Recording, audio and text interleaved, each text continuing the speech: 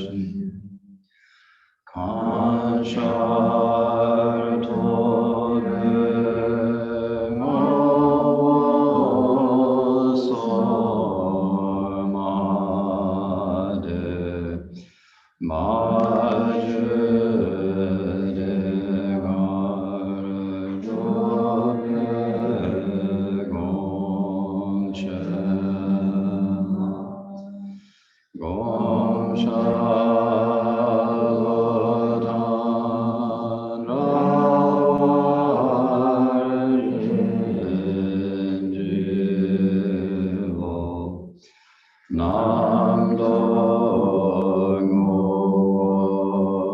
shi o sum ba shi ji an mai ji yang cha wa ma ga bo ba sha we gon she ko de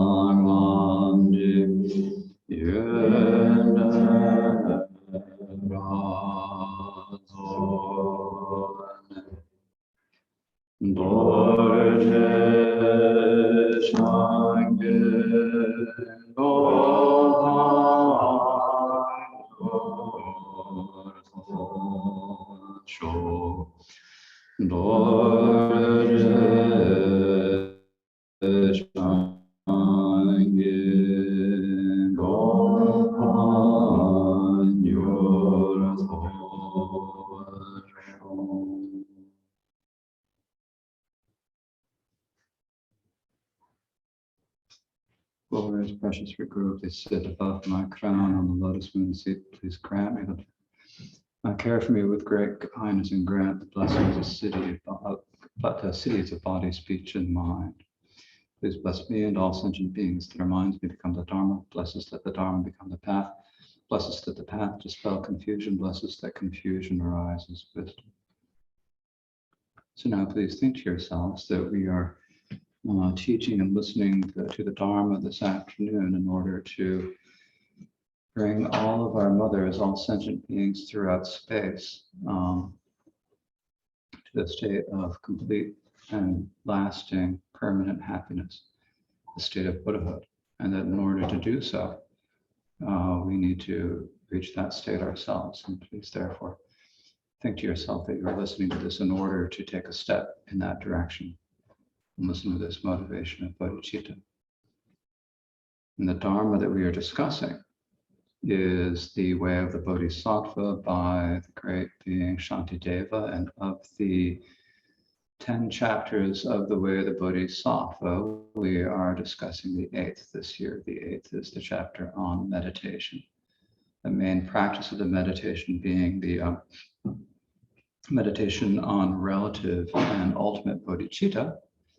But for this meditation on relative bodhicitta, in order to do that, we first have to be ready to do the meditation, which means we first have to create the conditions or remove the impediments to being able to develop meditation. And so for this reason, we have to, as Shantideva says, we need to be able to forsake the world. We need to be able to give up thought. These are the two things we need to do: forsaking the world, withdrawing from society physically.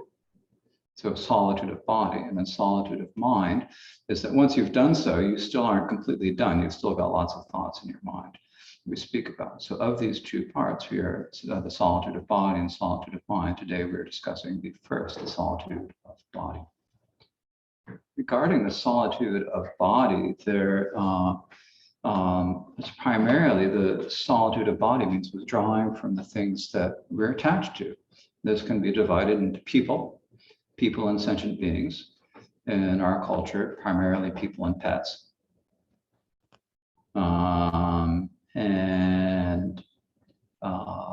So that's one, and we've discussed that one this morning. And this afternoon, we are speaking about the withdrawal from, or the giving up things and so forth. And so this starts, oh, where are we? That's still open. So this starts on verse 17. Oops, wrong button.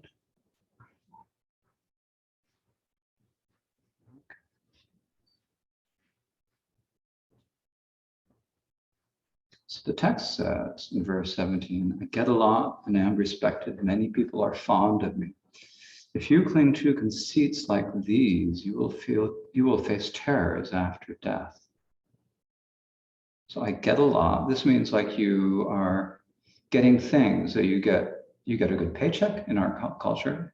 In the old times, it would have been you get enough food and drink and stuff. So you get paycheck, you get whatever, you get material stuff. People like you, you're popular, you're looked up to, you're a respectable member of society, a valued member of society. Many people are fond of me, people like me. So these are things that we like. The things that we like, we get attached to. When you get attached to it, then you want to perpetuate them, and so you act out of greed. And acting out of greed, because your motivation is greed, is misdeed. It's non-virtuous action. And that means that in the future, it's going to bring you bad results. Or if you're afraid that you aren't going to get things, you're unhappy that you're not getting as much money, as not getting as much stuff, that people aren't respecting you that you should, and that people don't like you, then you feel aversion or hatred. Actually, we often translate it as aversion in English. The actual Sanskrit and Tibetan words are very strong. Dvesha in Sanskrit, Shedang in Tibetan. So actually hatred, if you look at any feeling of aversion, if you look at it carefully enough, you'll see that actually the essence of it is pretty intense, like hatred for the things that are unpleasant. And out of that, we act out of spite, anger, aggression, any of the jealousy, any of the different afflictions that come out of the root of hatred. And so that creates problems. So these are basically what it comes down to are the 8 worldly concerns, the 8 worldly dharmas. And we translate it in English as both. And I think when we translate it as 8 worldly concerns, it's because it's like these are the things that people are concerned about. And in some way, it's easier. If you say 8 worldly dharmas, people don't quite get what you mean. On the other hand, when you say 8 worldly dharmas, it's kind of like getting good things is our religion. So if you think about 8 worldly dharmas, they're the 8 dharmas are the things that we really, they're what we really believe in. So what are these 8 worldly dharmas? And I just got to make sure I have this open in front of me, get to the right spot. And I have no idea which of these bookmarks it is. Not that one. Not that one either.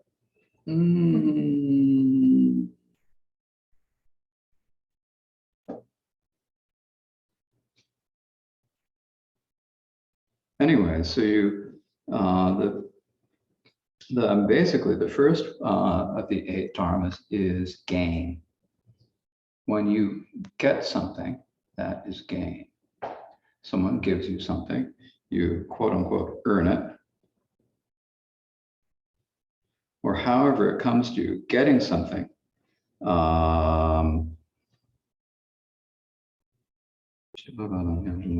am I in this text? That's up after that. It's easier in books than in ebooks.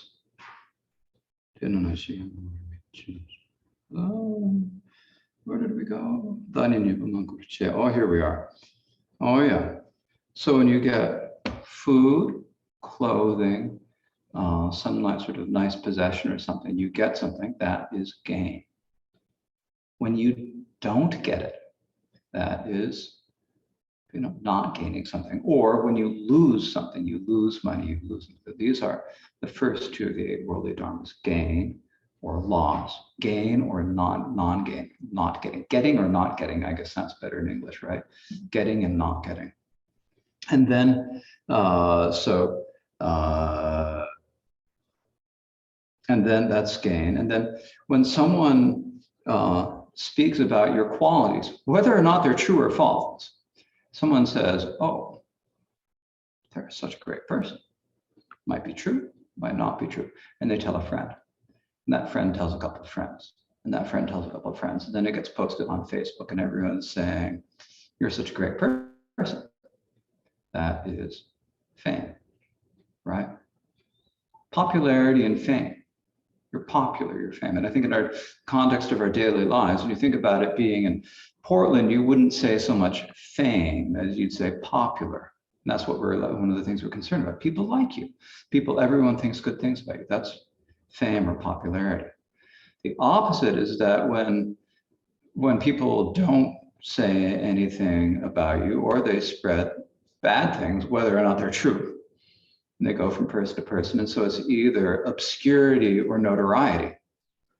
So you've got popularity and fame, and obscurity and notoriety. These are another batch, right? So this is the second set of two, so the third and the fourth of the worldly concerns, worldly dharmas, right? And then, what do we say? Then there's pleasure. So when you get something, and now this can be either something that feels good physically, or something like you accomplish, something happens the way you want it to do, and you feel either physical or mental pleasure. So that's what we mean by pleasure. This is another of the worldly dharmas, right? And then its opposite is when you've got something that that feels the opposite of good, something that feels bad, something that is painful. And it might be something that feels physically painful, or when something that you don't want happens, or when what you do want to happen doesn't happen. That is pain. So pleasure and pain. And then the last one is praise. Usually we say blame. So praise would be when someone says to you, oh, you're such a great person because you make such wonderful oatmeal, or whatever it is.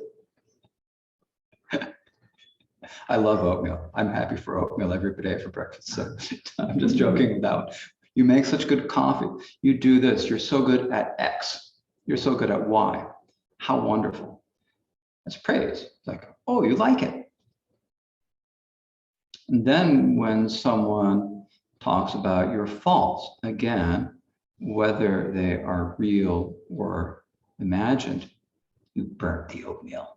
You did this. You did that. That's bad. That's criticism, right? So praise and criticism, we often say praise and blame because it sounds good in English, but we're talking about criticism when someone's talking about your faults. And we don't like that, right? So we've got four things that we like. The gain, popularity. Don't you want all your coworkers and everyone around you to like you?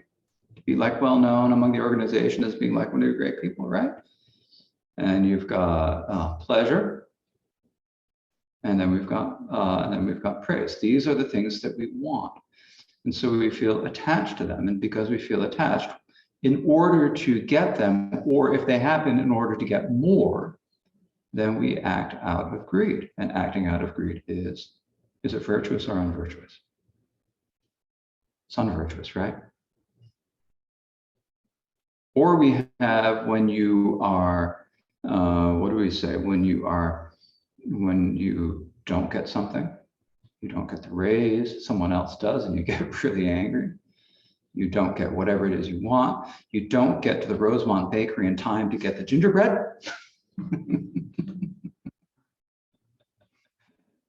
I'm learning all these Portland things, and I have to use them to localize the talk, you know. So you don't get something. What do you feel? You feel unhappy, right? Displeasure. When you are totally obscured, no one notices you, no one appreciates me, poor little me, and you feel displeasure about that, right? Or you something painful happens. I don't know, that something doesn't work out right for you, something goes wrong, and you feel pain. And then you feel aversion towards that. Or when you have when you are criticized, most people don't like being criticized. Actually, you should enjoy criticism because it's almost always more useful than praise. Almost always. Even if it's mostly wrong, there's almost always a seed in there. And if when someone criticizes you, there's no reason to be upset about being criticized. You look and see, is this true or is it not? To what extent is it true? Is there something I need to learn from this? And you thank the person for, thank you for criticizing me. It's actually much more helpful. And then it actually becomes really constructive. Praise, you just get pride, right? But we don't know how to deal with criticism. And so we don't like it. And we get upset about criticism. Then what happens? Then you act out of, you feel displeasure, you act, and that leads to a feeling of aversion or hatred that then leads to acting out of aversion or hatred. And when you're acting out of aversion or hatred, that is what? Misdeed. In our current society, I think we, especially when we talk about discrimination against various ethnic groups or various other groups, not even ethnic, when we just talk about discrimination against various groups in society, I'm going to correct myself. So if you feel like correcting me, I'm trying to correct myself. Anytime we have an idea of there being different groups in society, whatever that group is, and often it's hard for people, especially in the dominant class, to see what's going on with the other group. And so we don't see them. And a lot of people, especially this came up during the Black Lives Matter issue, and there's a lot about this, and it made me think about it. There's the other issue where you just don't see that other person, right? And then because you don't see them, you ignore them or belittle them or don't take them into account. And that comes out of ignorance. Now, this is not included in the 8 worldly dharmas, but it's another thing that psychologically happens to people when you see people in another group whom you don't recognize, and therefore you have ignorance to them. And that then motivates you to act out of ignorance. This also leads to acting unvirtuously. What happens here is that because you don't see them, then you're willing to ignore them and get what you want at their expense. And this happens, it's not just, I mean, of course, it's in a societal level, it's much worse with people in dominant positions. But it happens to anyone when you just don't see people in other positions. I mean, I've spent a lot of time around Asians in the last few years, Asians in North America. They have a hard time of people just not taking them seriously, wanting to be around them. And this happens a lot. So it's, and in another instance, the Asians, when they're the dominant group, then they'll do it. You know, it's like, so it goes both ways. We all do it. It's a part of all of us. It's something we're all capable of. But that's another area of, this is kind of a diversion, but it's kind of related to the 8 worldly dharmas in that you're not seeing the object for what it is. And because of your ignorance, you're acting in an inappropriate way to it. And that's misdeed. That misdeed causes harm in the present, and it also causes harm in the future and coming back as an unpleasant karmic ripening or karmic result in the future. So basically, everything that's happening to us that's bad in our lifetimes comes out of actions that are motivated by the 8 worldly concerns. So let's go over the 8 worldly. I want to make sure you've got them drilled into your heads, right? You've got 8 worldly concerns. The 8 worldly concerns, they're the 4 that we like. So what are the 4 that we like? Praise. Gain. Pleasure. Reputation or fame, right? So these are the 4 that we like. So you feel you like them, you feel good, you get attached to that, or you get proud, and then you act out of an affliction. Then the 4 we don't like are loss, pain, obscurity or notoriety, right? And then criticism. So you feel those, you feel hatred or aversion, displeasure leading, first you feel displeasure leading to, well, that's displeasure is concurrent with aversion, always. And that aversion then leads you to act in ways that then are negative. So basically all of our sufferings, all of our pleasures, or all of our problems in the world come about because of these 8 worldly concerns, the 8 worldly dharmas. So they're concerns in the sense that these are what we're always concerned about in our life. They're dharmas because our true religion, if you're looking at it, is that we just want to feel good and we don't want to feel bad. And in order to feel good, we want people to affirm us and do all these good things. This is our religion. We don't want people to criticize us and so forth. That's not dharma for us. So actually our attachment to the 8 worldly dharmas becomes our religion. And in this respect, these are the 8 worldly dharmas, and they're the cause. And so this is what this verse is speaking about. Now, of course, Shantideva does not go through each of these, although if we look at the verse again, it's like, I get a lot, so that's gain. I am respected. What's that? That is popularity, right? Many people are fond of me. Well, that would also be popularity. But sort of within all that, you've got people expressing, people like me. And so this is what we all want in our lives. But if we cling to this, then we are going to be, what do we say? If we cling to this, then we'll act on them. When you act on them, it's going to bring bad results. And so this is why Shantideva says that you will face terrors after death. So these are very important, and they come up all the time in Dharma. I mean, if you read the songs of Milarepa, he's always talking about the 8 worldly concerns, the 8 worldly dharmas, 8 worldly concerns, right? They're just over and over and over again. These are something that we really have to pay attention to in our own lives. We have to look at it, because as long as you're motivated by those, then anything you do, for example, if you come to the Dharma Center hoping for some sort of pleasurable experience in meditation, you're actually acting on one of the 8 worldly dharmas. You're looking for pleasure, right? If you come to the Dharma Center and you are looking to get rid of some problem in your life, displeasure, something that's painful, now, of course, we're doing this in a sense, but are you motivated only by wanting to get rid of something? Do you have a bigger motivation? Now, of course, we want to get rid of our suffering. We want to eliminate our suffering and our other people's suffering. No one wants to have suffering. But what is our real motivation? Why are we coming here? Or do we have a more pure motivation? Now, for most of us, we're going to be somewhere along the spectrum. And because we are all ordinary people, none of us are going to be completely pure. And so you shouldn't expect yourself right now to be completely pure, but you look at yourself and say, where am I? How much am I really acting on the 8 worldly dharmas? Am I coming here to the Dharma Center, or am I doing my practice so that people will say, oh, look at them. They finished their mantra. They did this, they did that. Are you doing it for that reason? Or are you doing it because you really have a good motivation? So even something like Dharma practice can become something that you get attached to for the 8 worldly dharmas. Like the first of the 4 dharmas of Gampopa is, in Gampopa's writings, may grant your blessings so that the Dharma becomes the Dharma. That we actually, when we're actually practicing the Dharma practice, that we're really practicing Dharma, and that we're not practicing fake Dharma. Like when I was talking about Peta going up and visiting Milarepa. She'd gone up to him, and then she went begging, and she went by and she saw, while she was begging, they came to a village where Bodhisattva. He was a great translator, a very good translator. He translated the Vajra Tantra, the main translation to Vajra Tantra that's most commonly used in Tibetan is Bodhisattva's translation.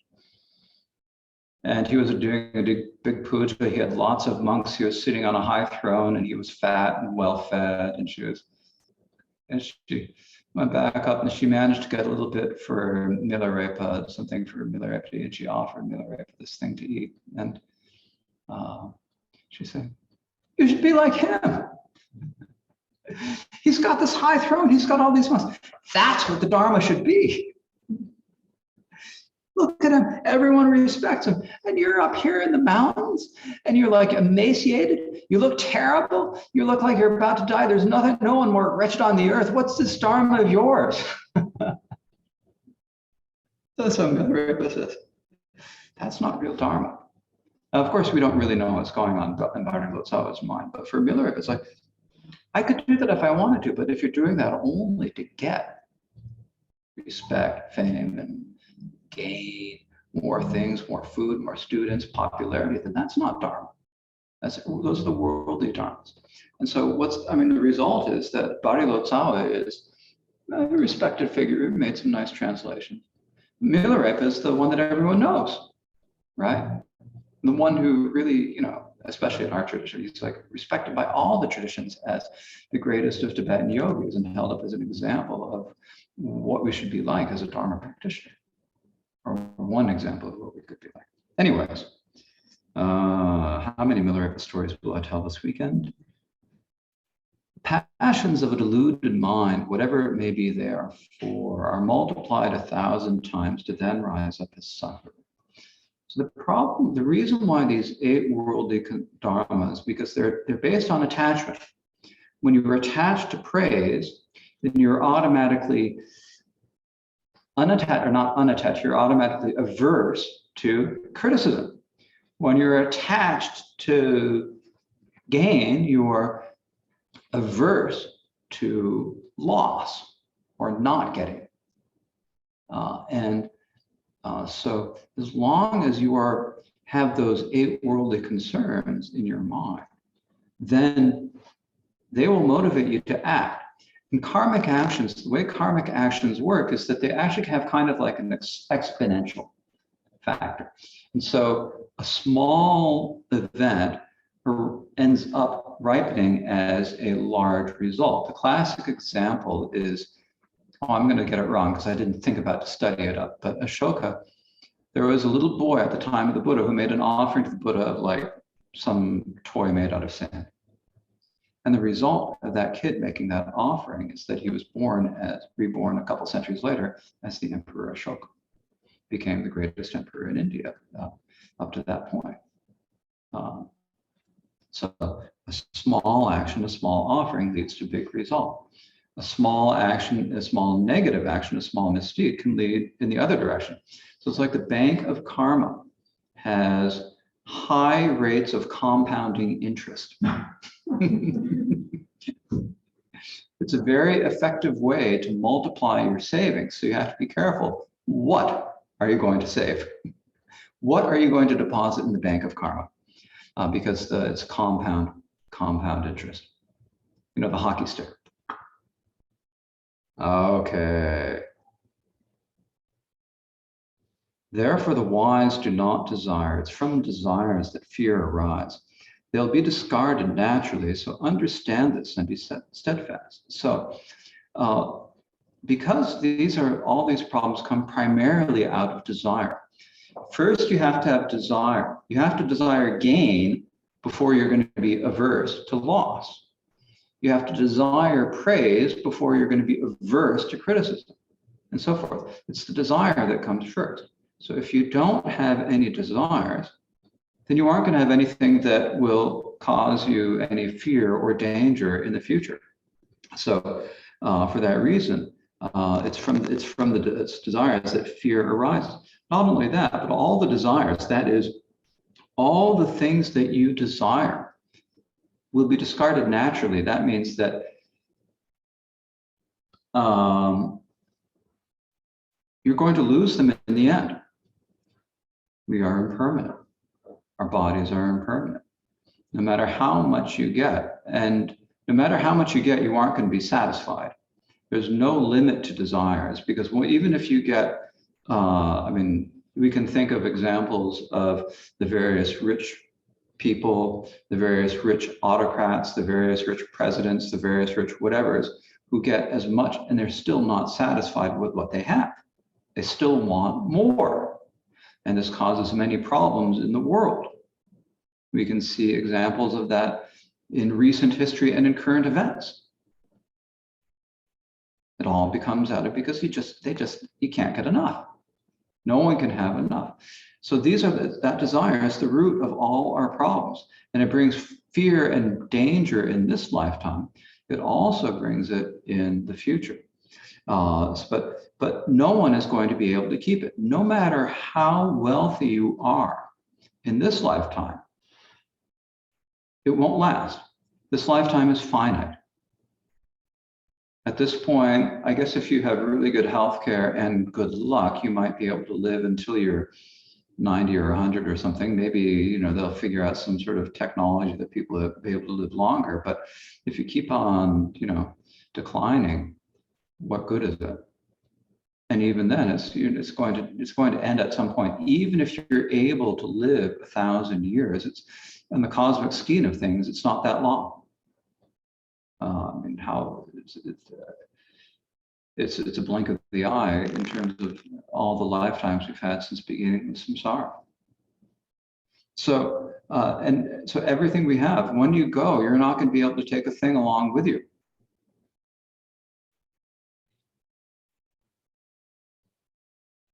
Alexander Pushkin was a great Russian poet. He wrote there was a statue of Saint Peter, of the Emperor Peter the Great in Leningrad, or Petersburg then. Okay, anyways, it's St. Petersburg, and he wrote a poem about it saying, well, he had to make a statue out of stone. I have built a monument for myself that was not built by hand, saying his verse. Well, Alexander Pushkin, he died in a duel a few years later. He went off someplace else, and because he was not the most virtuous of characters in terms of his actions, he probably went to some lower realm. And okay, so people still read his poetry, but what good does that do him now? What good does it do him? You can be and of course, none of you studied Russian literature, so I'm using these obscure examples.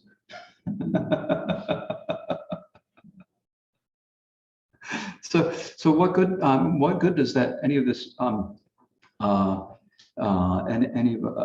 of it do us? Everything we have, everything we get in this lifetime isn't going to stay with us.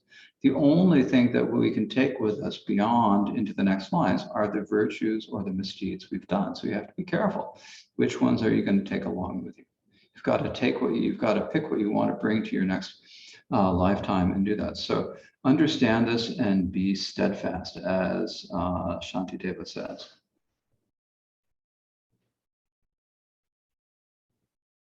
Here we go. So next one. Understand this and be steadfast. Even if you gain many things and become popular and renowned, it is uncertain where you'll go along with all those goods and fame. So this is again continuing on the same thought, that you can get as much as you want. You can become popular, renowned, famous. Everyone knows your name. You can be as well known as Drake, or I don't know, someone else who I don't know about because I don't follow any of this stuff. You become well known, but none of that's going to go along with you into your next life. None of it can. The only thing that you can carry along with you is your karma. So then there is a question when you talk about these, in particular among the 8 dharmas, the last set is the praise or criticism or slander. This is what the next stanza talks about. When someone else disparages me, what joy is there for me in praise? When someone else is lauding me, why be displeased when I am slandered? So here, this verse, what it's talking about is that when you think about people, there are people who like you, there are people who don't like you, and then there are the neutral people who neither like you nor don't like you. They probably just don't even know about you. So anytime there is someone who's going to praise you, they're going to be in the camp of the people who like you, right? But at the same time, they're the camp of people who don't like you. And so while someone else is praising you, so one person is praising you, the other person is going to be criticizing you. Because this is just the way people are. People just they either like you, they don't like you, or they don't know you, or they don't care. And so the people who like you are going to praise you. The people who don't like you are going to criticize you. So if someone who doesn't like you is criticizing you, but someone who likes you is praising you, what difference does it make? None of it makes any difference. So someone is criticizing, so you're getting praised by the people you like. Why are you happy about them when other people are criticizing you? It's happening at the same time. Or someone else is, so basically, why would you be happy about this? Why would you be unhappy if anyone's disparaging you? And in particular, when you think about words, The sound, you know, if someone says, "Oh, what a great person," or "What a horrible person," someone's going to say that, but it's actually just sound. And the sound that comes to your ears does not actually carry any meaning. It's actually just our own agreements and the projections that we have some sort of agreement that if you make the sounds that go, "What a great guy," or "What a great person," then we accept that that has a certain meaning in society. But actually, it doesn't really mean anything at all. And words, sounds that mean one thing in one language are completely different in another language. For an example of this is there's a Chinese word that kind of just means like uh-huh, and it sounds exactly like the N word. So if you hear someone speaking Chinese and you hear them saying the N word over and over again, they aren't saying the N word, they're saying It's different, right? So the idea is, does that word, is that an insult? Or is it just someone saying, It depends on the language you're speaking. So it's completely relative, and it's all completely in our minds. All right, where have we got to? So because of all this, actually, we can't really, if we try too hard to then please other sentient beings, it's actually going to get really difficult. I mean, excuse me. Yes.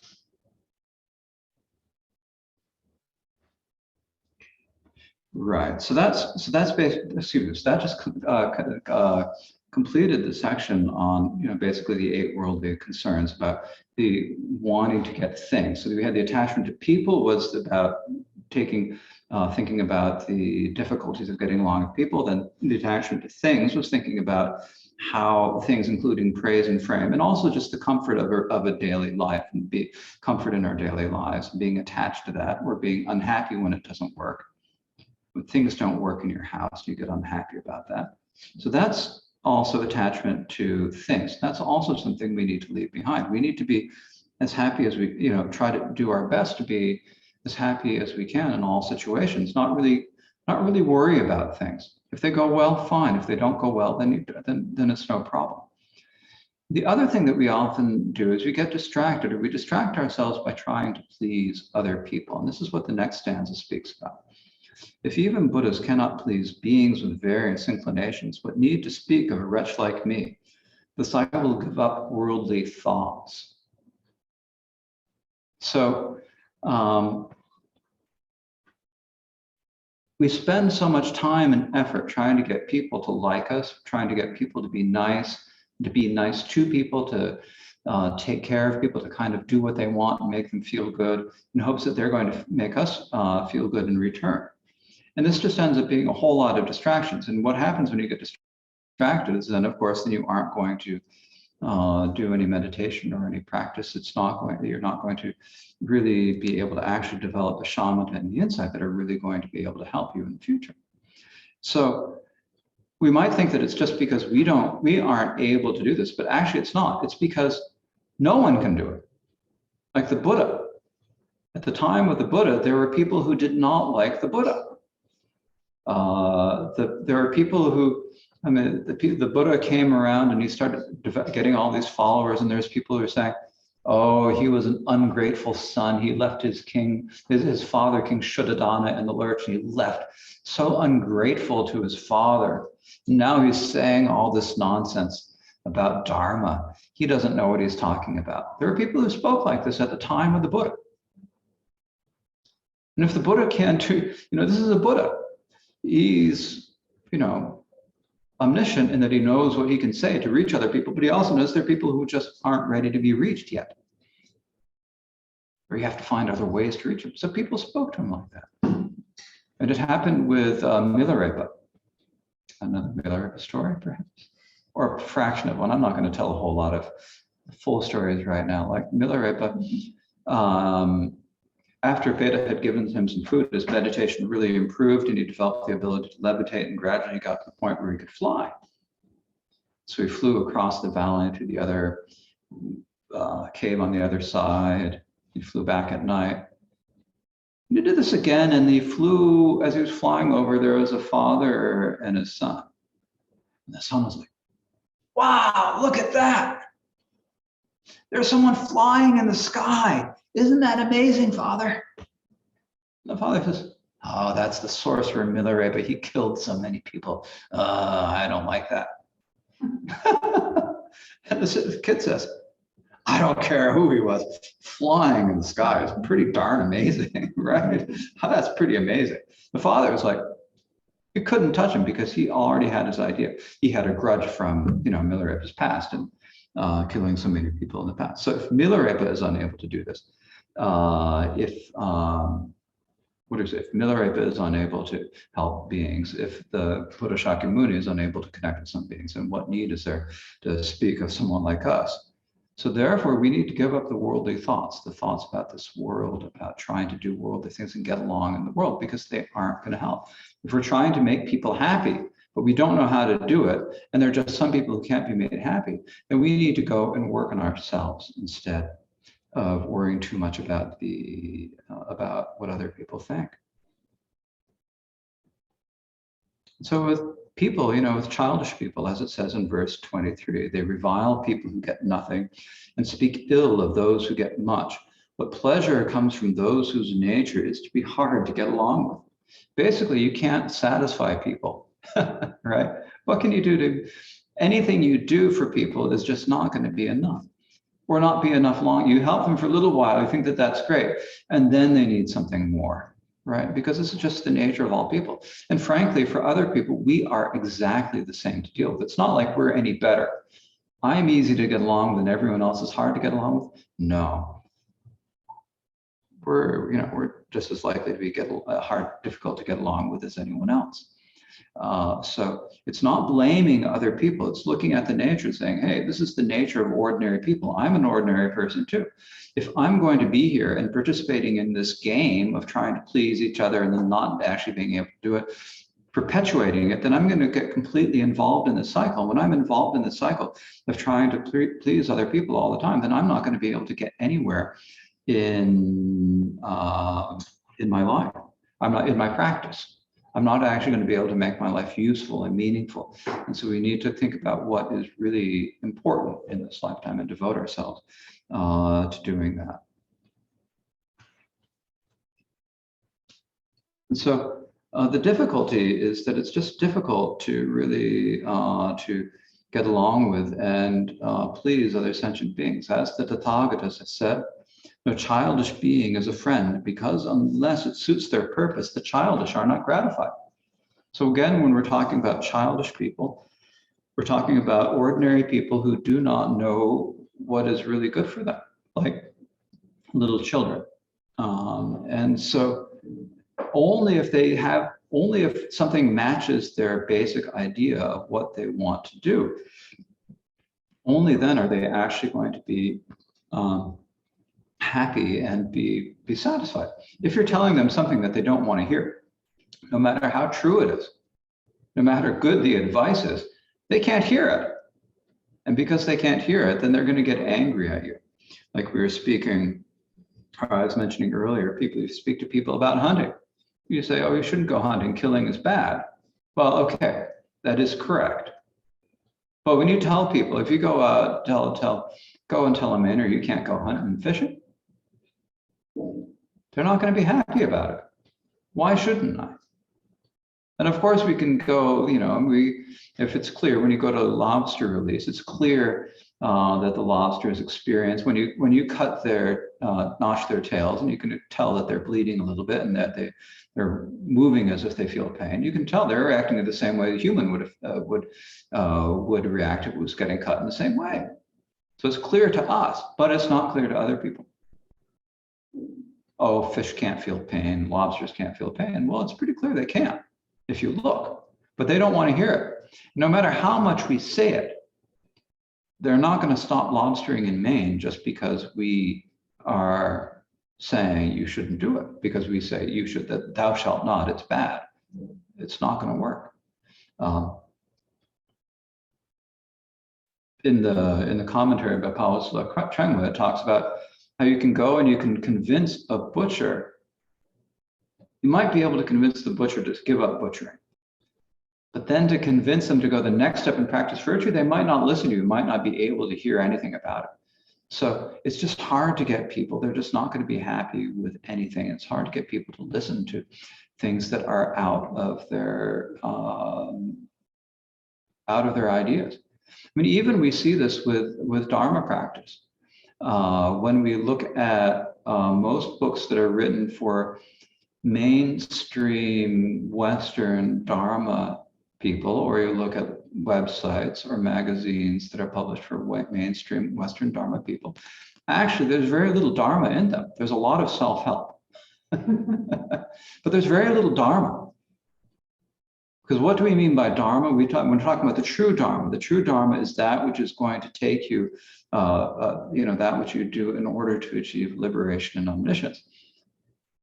Forget about liberation and omniscience. There's not even any talk of karmic cause and effect, working with causes and effects. All it is talking about how to make yourself feel better in this lifetime. The only Dharma that's in there is actually the worldly Dharmas: pleasure, avoiding pain, right? And it's not necessarily the teachers, it's the choice that everyone makes to put out, okay, a mass market Buddhist audience. Well, okay, a mass market Buddhist audience. Can we really present Buddhism? No, we can only present Buddhish. And Buddhish means like taking Buddhist techniques and using them for the 8 worldly concerns, essentially. I'm sorry, I'm ranting. So what do we have to do as practitioners? If we really want to get, because when you are acting like that, doing Dharma practice that is actually just, quote unquote, Dharma practice that is actually just trying to assuage the 8 worldly concerns, is it going to be beneficial? Yes, because the techniques are beneficial. Is it good? It is good, but it could be better. Is it true Dharma the way the Buddha taught it? Well, this is where we can really begin to talk about it. And in some respects, if you look, what is the motivation that they're asking you to do? It's the motivation is to do something to feel good in this lifetime, not in the future. Thinking about now. If you're thinking about this lifetime only, if you're thinking about this lifetime only, there are 2 things that are going to happen. First of all, you aren't going to really be able to get anything move forward and down the path to having something good in future lifetimes. The second thing that is going to happen is that it can't work. Because no matter what you do in this lifetime, you are going to get sick. You are going to get old. The only thing that will prevent either of those 2 happenings is if you die first. And if it might happen that you get all 3 of these, getting sick, getting old, and dying, or just 2, getting sick and dying, or you might die without getting sick and old.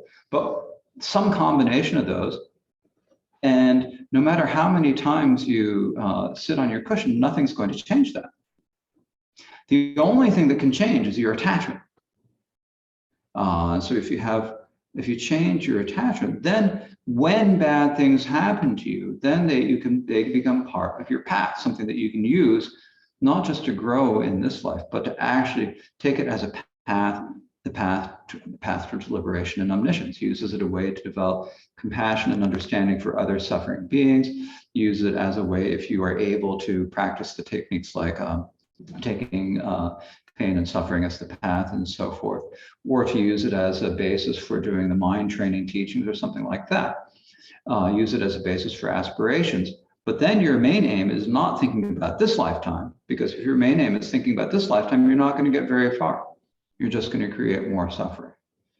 So it's important for us to remember that if we want to be happy in this lifetime, you have to stop thinking about this lifetime. You have to give up on this lifetime. Anything you're doing for this lifetime, you're acting out of the 8 worldly concerns because you want pleasure. You want to avoid pain. Those are the 8 worldly concerns, right? So if we want to do that, we have to give up on this lifetime. You give up in this lifetime, let whatever happens happen. Then you will be happy, like Milarepa, who went into the mountains, looked horrible on the outside, but was completely happy. Karak Gongchung was the same. he went in the mountains and he brought with him a packet of turnip seeds. They might have been from Johnny's Selected Seeds, I'm not sure. Actually, not in Tibet. I think he just had like a little bag of turnip seeds. He planted the turnip seeds. He ate turnip greens in the summer and saved the seeds. And then in the winter, he ate the turnips and planted more the next year. And he spent 11 years eating turnips. And he became one of the greatest of the Kadampa meditators. He had no concern. You go up into the mountains, you go into the mountains, where you're going to, as it says in Tibet, where the wind, where the whist is your clothes, be a child of the mountains, wearing the mist as your clothes, ready for death, ready for sickness. And if you can do that, then no matter what happens, then you're going to be ready for retreat, ready for be able to be happy, because you aren't attached to anything in this lifetime. The more you're attached in this lifetime, the less likely you're going to be happy. So you give up on this lifetime. And then once you've really given up on this lifetime, everything that happens is a great joy. If you look at like, a great example these days is Mingyur Rinpoche, right? And he talks about it in his books in different terms, but like he goes and he saw what this happens when you get to the point of death, and you realize that, and it came back, and he's like totally joyful, the joy, and that's how he is, just really deep down, because he's no longer concerned about this life. He wants to help other people. That's why he's here. But he has no concern this life, next life. He knows he's fine. We can do the same thing if we put our mind to it. So that's the section on giving up. Giving up the, what is it? Yes, the problems of being distracted by trying to deal with people. And so what the way for all this, we've got these problems. You've got the problems of being attached to people, the needing to give up people, the difficulties of dealing with people, the problems that we have from our wish for the comforts of the world, physical pleasure, mental pleasure, and so forth. In other words, the 8 worldly dharmas. And the problems of dealing with people. What is the answer? Well, the answer here is going into retreat. And so the next section of the text is all about this. What is it like for going in retreat? It's kind of like a long paean to the, like a long praise or hymn to just the joys of being on retreat. In forests, animals and birds and trees don't speak disparagingly. When is it I will live together with them whose company is pleasant?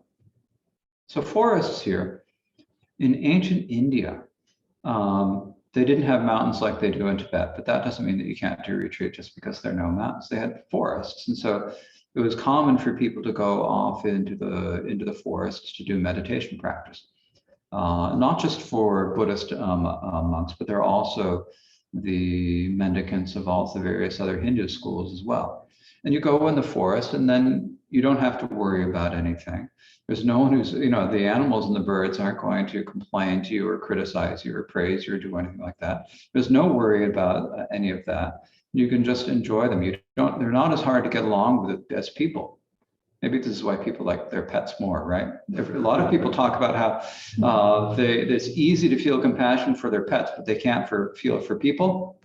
Well, this is why, because the people are more difficult to deal with. So if you go off into retreat, we've just got a few birds who sing outside your cave or your retreat cabin, and maybe a squirrel or two. It's kind of cute. It's no problem. Okay, there's an occasional grizzly bear. But if you're a bodhisattva, and you're no longer, if you've taken the Bodhisattva vow and you want to use your body for the benefit of all sentient beings, it's like we talked about in the 3rd chapter, let them do whatever will not bring them any harm. Let them kill, revile, or beat me. So if that's your attitude going in, so whatever happens, even if you meet a grizzly bear up there, I don't think we have any grizzly bears in Maine, do we? Black bear. Black bears, yes. They're not quite as difficult. When will it be that I can stay in caves or in abandoned temples or under trees, not looking back and not attached to anything? So you go off and you go someplace. Now, in ancient India, it was easier because, they had different ideas about property.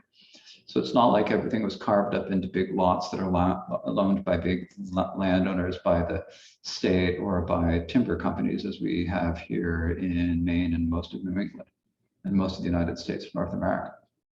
So you could just kind of go and you'd find an abandoned place and you could sit there in this abandoned temple or on a cave or sitting under a tree. And if a nice tree in India where it's not too cold, the good tree with broad leaves will protect you in the rain.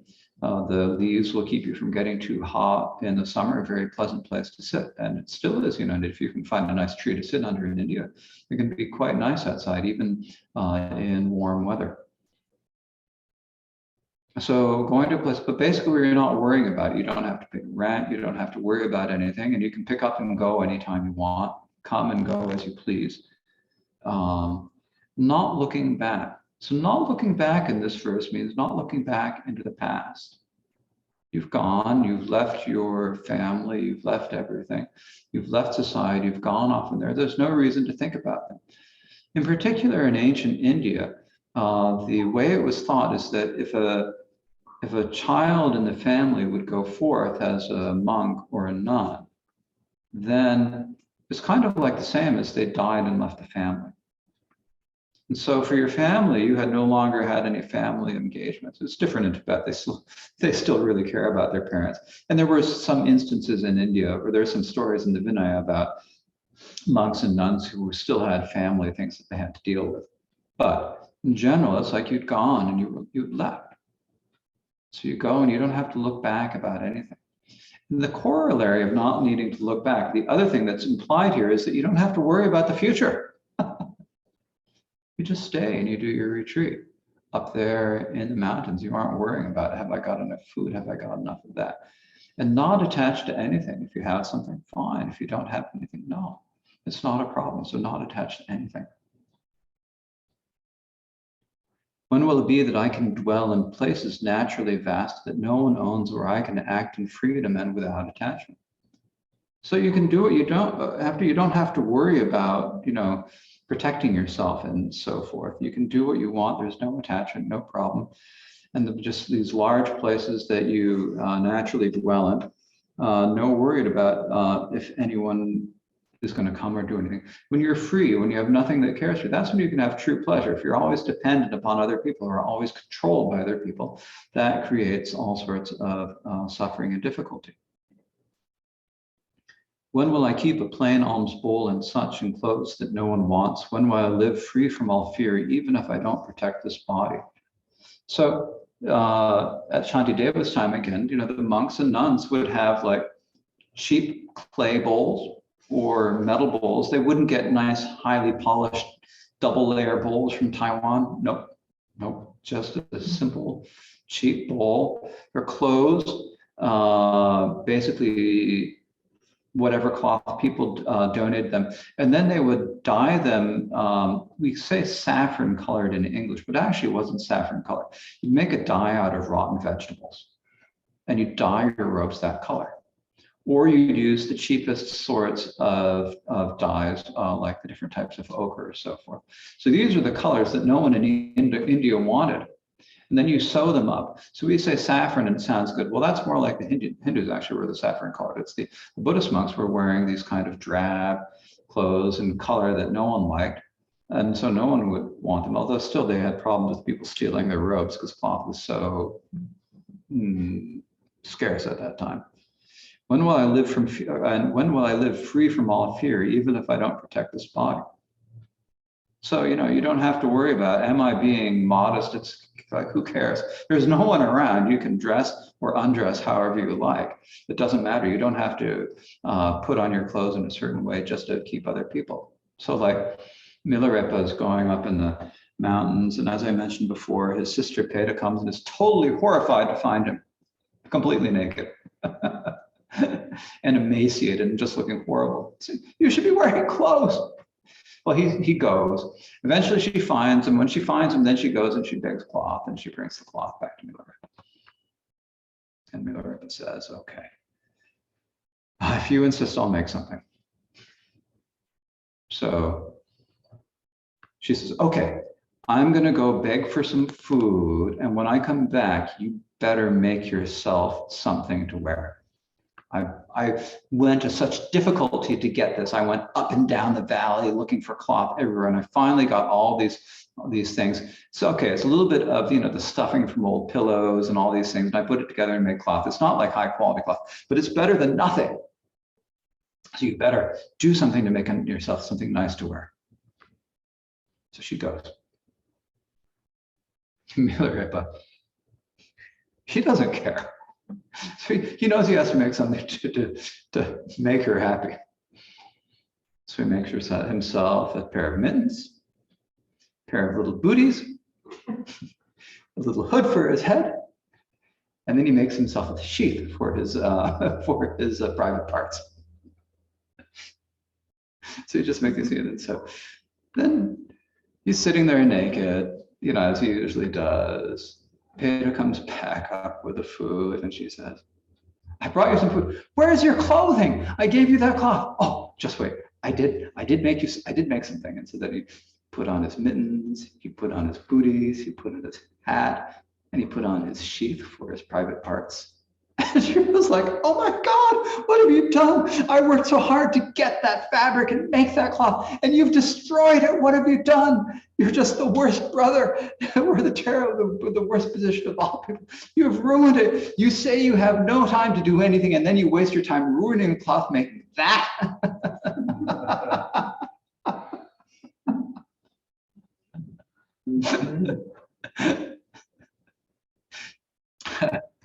Poor Pitta, it took over a while. But Milarepa didn't care. Because he was in the mountains, like some goats, some yaks or whatever, and some leopards and things like that. And they didn't care what he was wearing. He didn't care what he was wearing. He was warm enough without because he had the practice of Tummo. He didn't need anything. And he was the happiest person alive.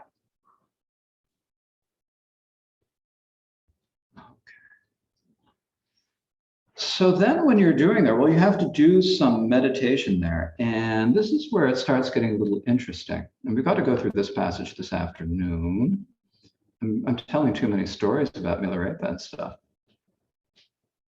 So once you have to do meditation, the first sort of meditation you do, what Shantideva says, when will I go to charnel grounds to see that other people's bones and my own body are the same and be perishable things?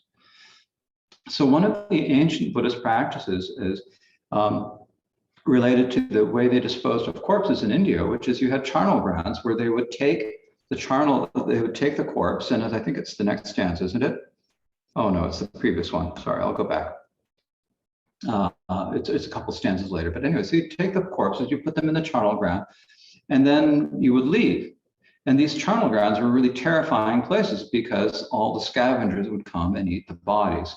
They'd be wrapped in a shroud when they were brought there, but the shrouds would be torn apart, the bodies would be just exposed, and you'd be able to see the bodies, decomposing, being torn apart, and see all the different organs and so forth. So it's a practice of Buddhist monks and nuns to go there and to meditate that their own body was the same in nature as those corpses.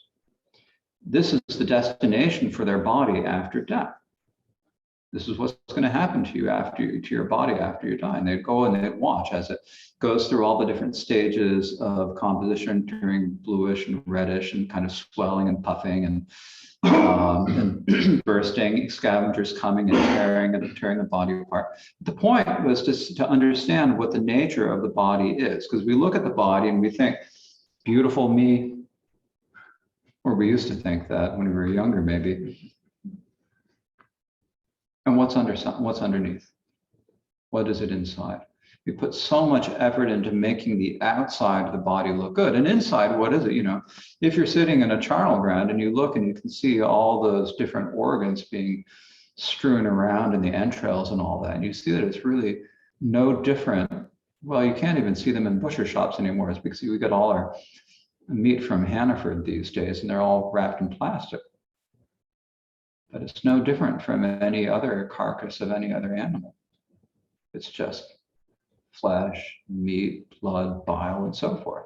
and it's perishable. It's going to die. So you see that your own body is dying. And it's important here. Here, what is important to point out is that this is meditating on the nature of your own body, the repulsive nature of your own body, not as a way to think, I'm bad.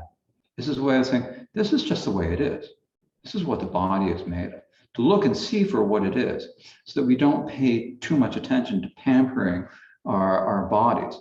We realize that bodies are perishable. They're useful only insofar as we put them to use to achieve enlightenment and omniscience. So this body of my very own will also become just like those whose stench is such that even jackals will not come anywhere close to them. So when you're in the charnel ground, there are the bodies there. They're rotting and they're stink and they're really disgusting corpses. And you look at them and you meditate that that is what's happening to that corpse. This is what will happen to my corpse too when I pass away. Just to decrease your attachment to your body. This body is born all alone, and if all the blood, flesh, and bones born with it will fall apart and be strewn apart, what need to speak of other friends? So when we're born one, alone. Well, okay, some of us are twins. So some of us have but even the coming through the first time, it's just, you're alone. There's no one else with you. And then finally you're born and you have a mother and family and siblings and whatever. But you're born alone. And then over your lifetime, you get friends and partners and so forth. But if in the very end, even this body you're born with is going to fall apart and be torn apart by scavengers, or if it's going to be burned in a crematorium or scattered all over whatever lake you decide you want it scattered in, or wherever you want to be scattered. If that's going to happen to your own body, what need is there to say that all of our friends who we weren't born with, we came into this world alone, and we're going to leave it alone and empty-handed. And if we can't take our body, we can't take our friends either. At birth, it's born alone. At death, it dies alone. If no one else can take a share of the pain, what good are loved ones who make hindrances? So you're born alone, you die alone. And when you're dying, no one else can take any of that pain of death away from you. No one can, you can't say, I'd like to share it with you. I mean, like Milarepa could, according to Sanyan Heroka, sharing, could he transfer his pain over to the Geshe who had poisoned him and stuff like that. But I don't need to tell that story. We're running short on time. If you want to have time for questions and answers, I can't tell too many stories today. So what good are loved ones who make hindrances? So when you have people who are around you who are upset at your dying and they're visibly grieving, what does that, you start feeling sorry for them, and that creates attachment. Really what you should be thinking about, what should you be thinking about at the time of death? You should be remembering the Buddha, the Dharma, the Sangha, generosity, discipline, the qualities of the deities, the Idam deities, and so forth, the 6 remembrances. Or you should be remembering to do your Lojong practice. That's even a better one, to remember it as a time as if practiced. And if you've got other people who are crying and tearing their hair out or doing whatever they do now, we're sitting there distracted. And we were speaking, was it lunch today about, or sometime, just in the last day or so, someone who, a 67-year-old woman who was passing away with her 91-year-old mother in the room. And so for that person who's passing away, of course, she's going to be distraught for her mother, because for the mother, it's the worst type of suffering. To lose a child, to lose her eldest daughter. And she's 91, she's supposed to go first. So she's suffering terribly. And so the daughter, who really should be thinking about, how am I going to go on? If she's Christian, she should be thinking about, Jesus and God and all that. If she's Buddhist, she should be thinking about, Amitabha or the pure realms or Tonglen. Thinking about mom, it's just like, oh yeah, okay, keep me there. These 500 sea captains got stranded on an island. They didn't know what they were doing. What was going on. And then there are all these beautiful, beautiful women who showed up and said, oh, let us take care of you. And they started again. And they stayed there. They started to forget about their homes and their families back home. They're staying with their beautiful, beautiful, new wives and enjoying them, having children. And then one of them started wandering around the island a little bit and saw there was a place that was filled with bones. So, and he realized that actually they were ogresses. And then someone said, a horse came to him, a flying horse came and said, "You be ready to leave tonight. And we will come and get you. Otherwise, these women are actually ogresses, and they're going to eat you and cook you. So you have to go." So he told all the other people, all the other guys. So that night they all snuck out, and they got on the horses and they left. And the horses said, "Don't look back. Whatever you do, don't look back."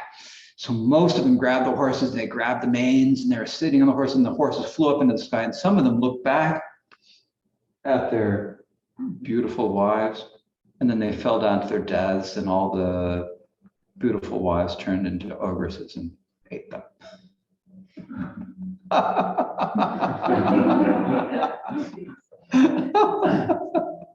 Sorry, it's a traditional story. What do I say? It's one of the Jataka tales. So, what is it that's keeping them back? It's their attachment, right? That brings them back, takes you back. So you want to be someplace where you're not going to be attached at the time of death. So, like Milarepa is always saying, "May I go into the mountains and die alone, have no one around me. Stay here, even if I die alone." There's some beautiful songs where he speaks about that. So, where there's no one around to distract us.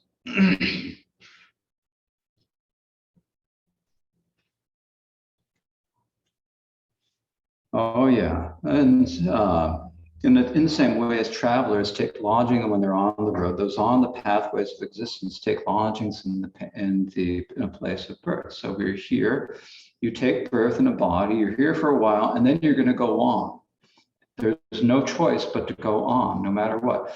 If the Buddha Shakyamuni passed on to another body, if all of the great masters pass on to other bodies, what need to speak of people for us?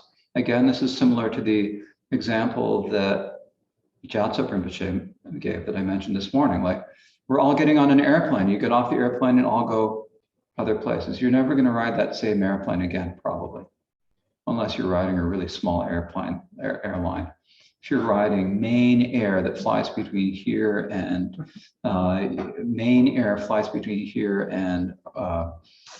Orono, right? They've got 3 planes, then you're going to ride on the same airplane. But otherwise, forget it. Different plane, different people all the time. Up to the time when 4 pallbearers would carry it away from there while people mournfully lament, till then I shall go to the forest. So instead of being someplace where you're going to have to be carried away by pallbearers at the end, where they're going to fetch the hearse and call you and put your body on a stretcher and wheel you out. Instead, if you're just someplace where you'll die alone without anyone noticing, anyone to grieve or to distract you from the contemplations you need to be doing at the time of death. Your practice of Lojong is the main one for us in our tradition. Very helpful. We might speak a little bit more about that later. With no friends, no grudges either, this body will stay in solitude, considered as if dead already. There'll be no mourners when it dies. How far do I want to go? I think this is fairly clear, it's a similar thing. You want to stay in solitude where no one's going to mourn you and distract you.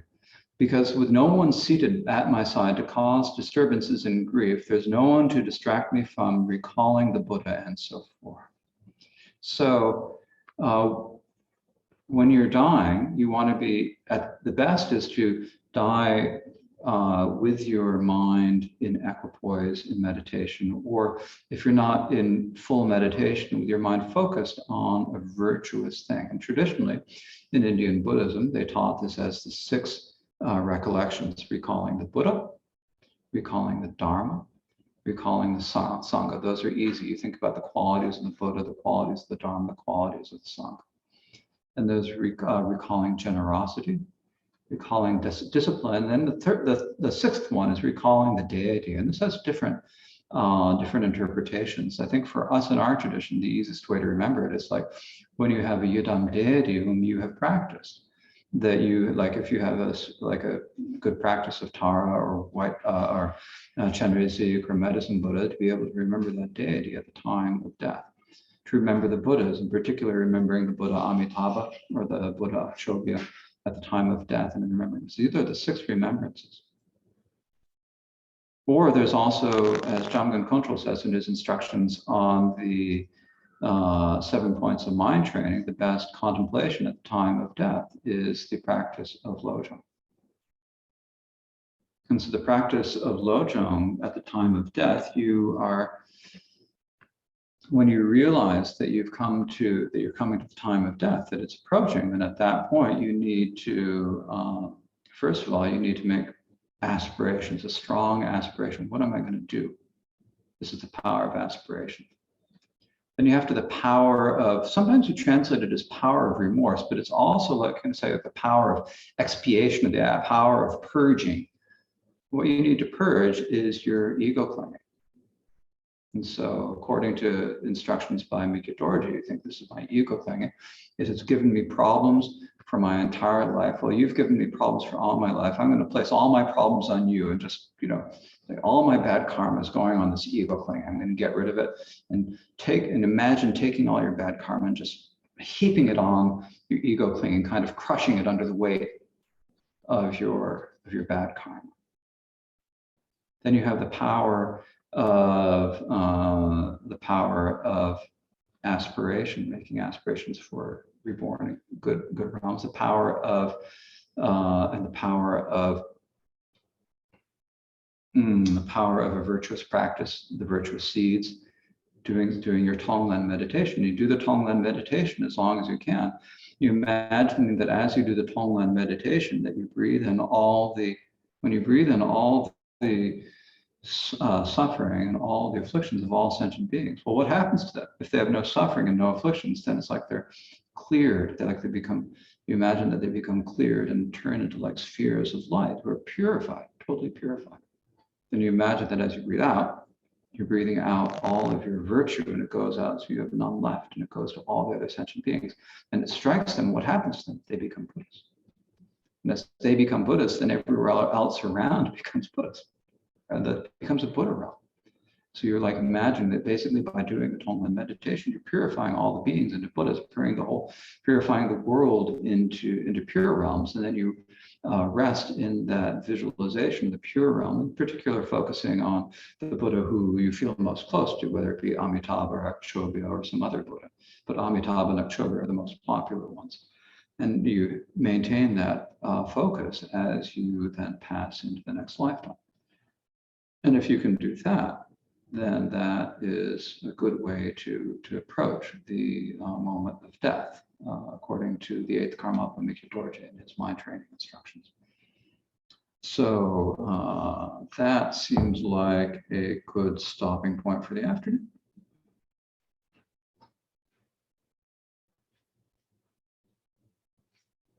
Well, actually, if we're going to follow it's kind of the concluding verse, not quite yet. We have one more verse we have to go through. Thus I'll remain in solitude, in the delightful atmosphere of joyful forests with few hardships, where all distractions are quiet. So basically, once you have gone and this is the conclusion of the solitude of body. When you take yourself out of society and go into a retreat.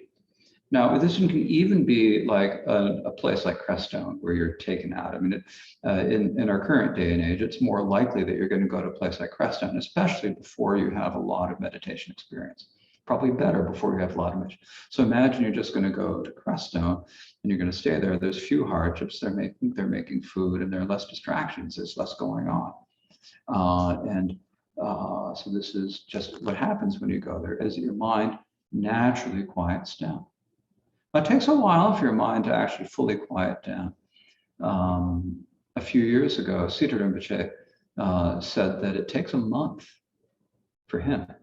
Because he's been unable to travel for many years, he says the plus side of that is that he has had more time to spend in retreat.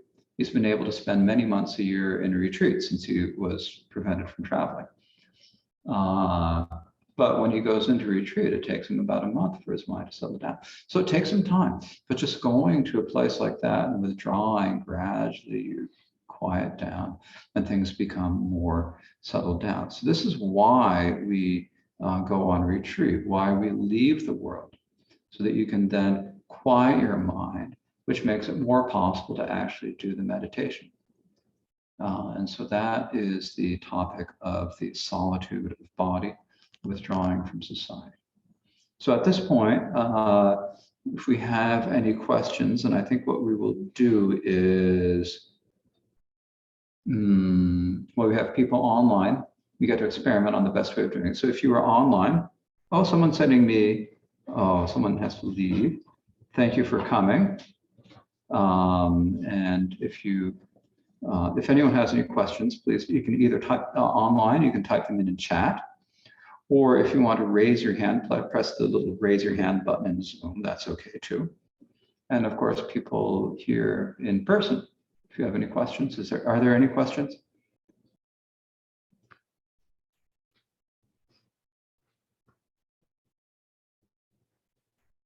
Yes, Jan. I have a question that is related to what you, well, to the live release today, and also your mention of main culture and hunting. Yeah. That kind of thing. I'm going to be taking a research trip to Greenland, where, you know, it's a huge island with coastal communities that rely on marine animals as their sustenance. And it's been explained to me that the relationship between the human-animal bond there is special in that it's like the hunter and the hunted are meeting their fates when the animal is slaughtered. And just, I mean, you touched upon this some, I think, but I'm just trying to understand the Buddhist perspective on cultural differences as far as that human bond, human-animal relation. So did people online, could you hear the question? Could you hear it? I see people nodding your head. So I don't need to repeat the question for those of you who are online. That's good. Yeah, I tried to. No, it's a good question. I mean, I think the main point of all of this is that as Buddhists, we have to be good people, which means we need to be kind of easy to get along with. We can't be judgmental of other people and other cultures. So if you go out and you say to the lobstermen in Maine, thou shalt not catch lobster, or thou shalt go to hell because of karma, they're just going to say, enough with you. I'm not going to have anything to do with it. So when you go to Greenland, if you say, well, no, you can't go and kill seals and fish and all that, they're not going to hear it either. They can't hear it. It's their culture. So you have to be respectful of the people and understanding. Now, in terms of it being the fate of the hunter and the animal meeting their fate, it could be a question of there's some sort of karmic payback coming on. The animal in a previous lifetime had done, the animal that then was reborn as the previous being in that animal's continuum did something to the previous being in the hunter's continuum, and now the karmic debt is coming to be repaid. That could be a sense of the fate, but that doesn't change the fact that it's killing. And when you're there, if they have killed, are you vegetarian? Not entirely. Not entirely. If they have killed something, No. And they bring it back and they offer you meat, and they did not kill it for you, and you do not think that they killed it for you, and you generally eat meat anyways, then you should thank them and partake of it and appreciate it. And if they ask you about Buddhist ideas on karmic cause and effect, you can say, well, it is killing, and it will have a negative result in the future according to Buddhist teachings. But it's more important, I think, in this context, to be respectful. So here's a place where you need to be mindful and aware, to be respectful of the other culture, and say, okay, if they're going to bring back that meat and they want you to eat that piece of seal liver or whatever it is, then it's better for you to do it in that instance. Yeah, thank you, because I was wondering about the karma part. Okay, the karma part of it is this. If you, so here, I mean, really, if you have not engaged, if it is not killed on your, if you do not know that it is killed on your behalf or suspect that it's killed on your behalf, you have not participated in the killing, there is no actual misdeed to eating the meat. Now, at the same time, you should eat it. I mean, the Karmapa's instructions on eating meat are actually pretty difficult to follow. You have to think about it in terms of like, remember that this animal that you're eating has been your mother in the previous lifetime. And therefore you should have as much compassion for the animal as if you were eating your own mother's flesh, which is difficult, even difficult to think about. So that's something that comes up kind of next week when we talk about the equality of all sentient beings, the equality of self and other. But the, what do we say? In terms of actually killing, it's not a misdeed. At the same time, you can make a prayer, in particular to the Buddha Akchobhya. If you know the Akchobhya mantra, which of course is a long mantra. We went over that at the life release, didn't we? You all recited Mani. So recite Manis for the animal when you eat it. Make prayer that this animal may be able to be reborn in a pure realm. Thank you. Any questions online? If not, then we will call it an afternoon and we'll recite the dedication prayers. And in addition to the dedication prayers today, it's come to my attention that there have been a couple of recent deaths that have touched members of the community here. And so I think we ought to do is we ought to pray on the behalf. And I don't know if it's proper for me to say the details of what I've heard about these. I'm sure you'll hear about them.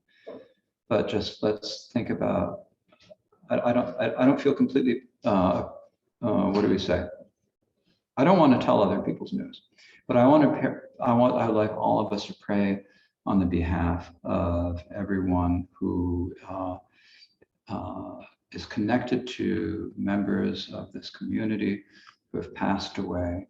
And so that we pray that they, as like representatives of all sentient beings who have passed away, may all reach the pure realms. And in particular, I'd like to recite the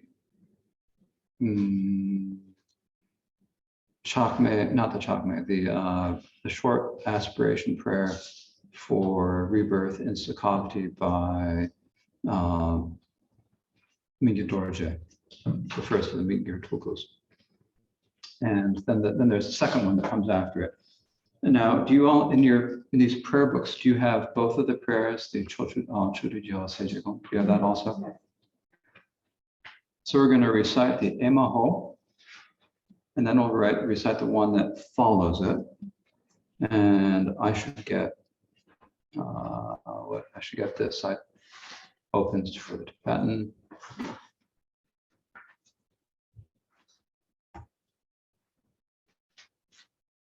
And then we haven't prepared it for everyone who is here physically, or I haven't prepared it because it just occurred to me at lunch when I heard about a little bit of news. So I don't have it prepared in writing, but those of you who are online, and I think Catherine has, or you have your computer, and everyone who's online, and Peter has something. So we can also recite it in English for those who are looking at this. I will share it on the screen. And then we will recite the long life prayer for Trungpa Rinpoche. So I've got a bunch of different things that I need to share. So we start with the prayers in Tibetan.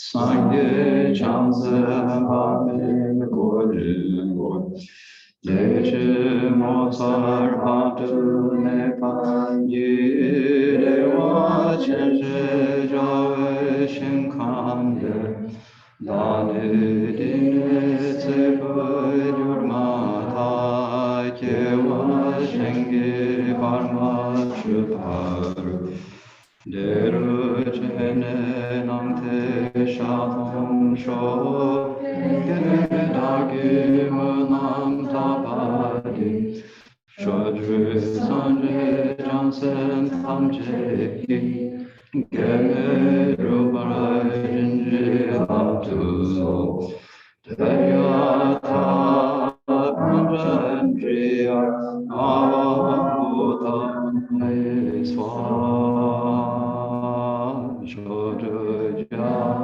Seje gon soni zola jeram Lagi sumge sama kuncho sumla chupamu Yahweh tenba perjurji gewa semjen kumagma Rogu sanje topjurji Yetsa tamje chitunde Dage jila minjurji Dribne tane sozote Serene nyamto bel Sengir sajun jurji Namshi sepe jurma ta dewa jendu ke jurshi Kene beme kachete luten de la sangyesho Chanshu tone jisidu drope roa drenbarsho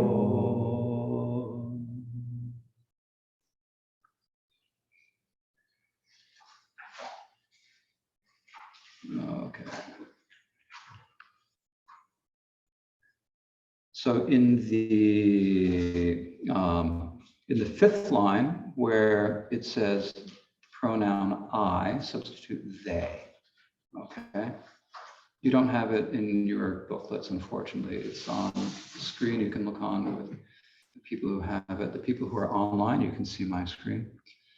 Imaho, how wondrous is the Buddha, infinite light, with the Lord great compassion on his right, great power on his left, all in the midst of Buddhas and Bodhisattvas beyond number.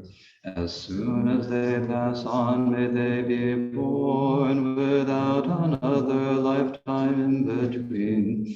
In that pure land of untold happiness and wonder that is called Sukhavati, and see the Buddha's Amitabha's face, I ask all Buddhas and Bodhisattvas of the 10 directions, bless me that my prayer may be fulfilled without impediment.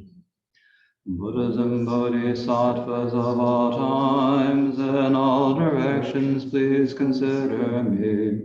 Rejoicing in the two accumulations, I offer all my merit to the jewels.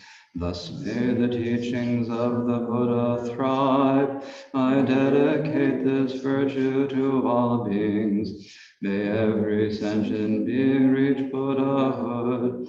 I gather all the virtues there may be In one so they may ripen in my being. May I be cleansed of the two obscurations, and then perfect the two accumulations.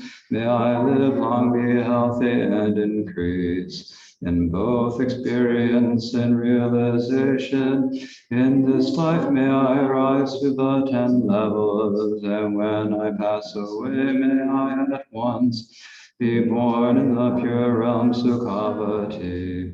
When I am born there, may the lotus open, may I reach Buddhahood with that same body.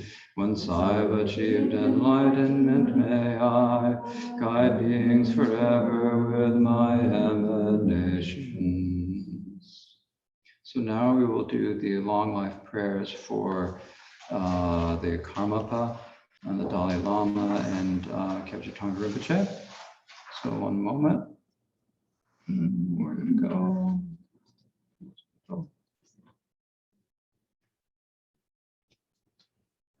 O Garirawe Korve Shinkamde Pendang Dewa Malu Jongwene Generous one Tenzin Yatsoi Shapesite Bardo Tenurchi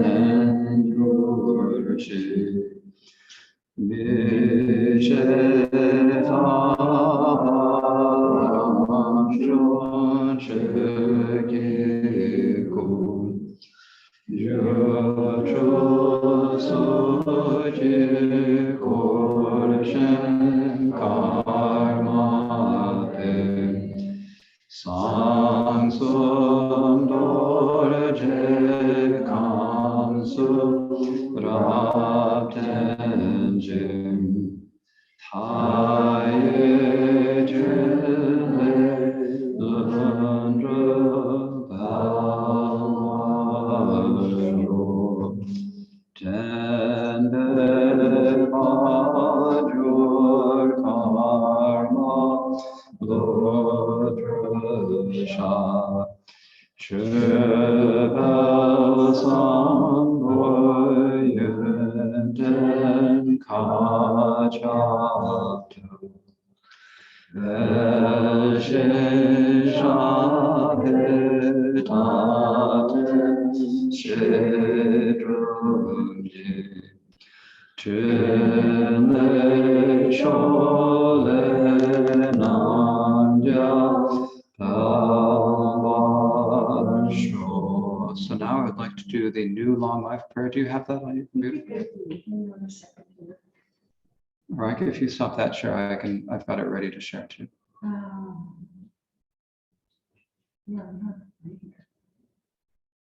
Okay, but it's not, I think you're showing just the document of the previous ones.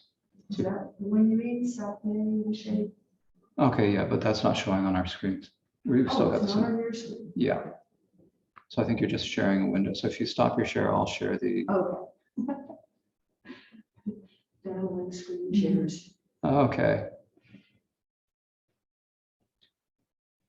O Same Shedambe Dutsini Chimete Bombar Kyuet Nyamni Sundru Chagiletzen Batewan Upa Mebegeletzo Jime Dawe Gejang Chetro Shinglung Do Chugi Urasiterbar Keten Drume Lundo Yongzo Bahama Senge Cheni Sosh Soyaram Ya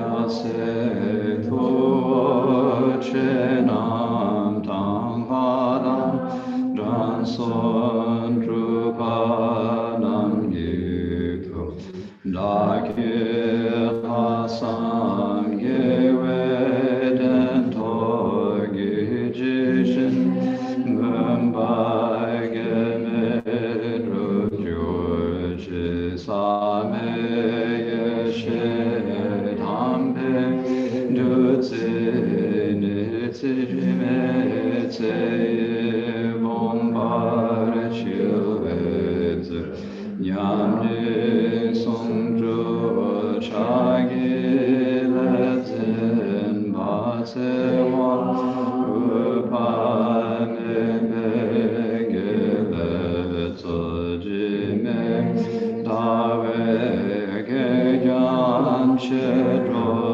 xin long zhuo chi gi yu ro si tse mar ke zhen zhu pe long do yon zo ba ma ve sen ge che ni zo she zo ya ran ya se tu wa che nam da ha ran ya so tu pa nam yu tu da ki la san ge we den do yi ji shen mung ba ge me ru jo je.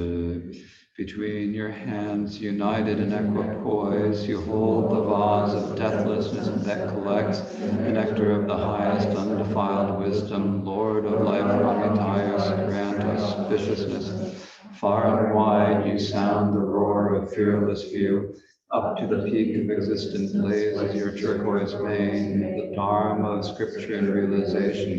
You have perfected the physical strength of being learned, venerable, and accomplished. Lying in speech, I ask you to live long. By the power of the victors, of their foremost offspring, of gods and sages, and by the strength of the truth of my pure intentions, may my prayer be accomplished without any obstacles. O Sanam Di Tam Je Se Pani To Ne Nye Pe Ranam Pam Je De Kerana Shiva La Chumai